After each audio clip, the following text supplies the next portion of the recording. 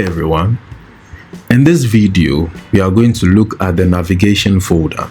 In our navigation folder, we are going to define our AutoRoute configurations as well as all routes that we'll be using in this project.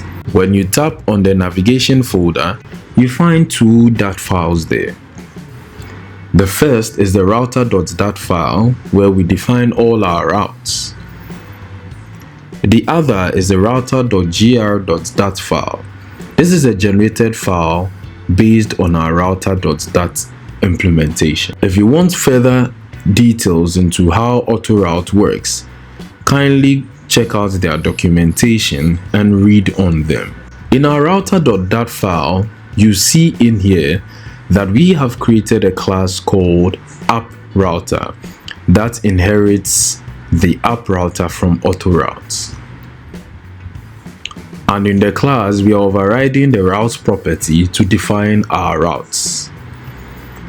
The first route we are defining is the main bottom bar route page. The main bottom bar route page has the bottom navigation items you see here, as well as a body that will contain each bottom navigation items page. So in here we see that for the children of this main bottom bar route page, we have the home route, the shop route, the Momo route, and the more route. Using AutoRoute is quite easy and straightforward. Once we define our routes here, we are able to easily navigate through them and to work around it. To run the generated file, we add this line of code that says path router.gr.dat. Always remember to start this path with the name of the file. In our case, it is router.dat. So we give it router.gr.dat. If it were route.dat, we would have written route.gr.dat.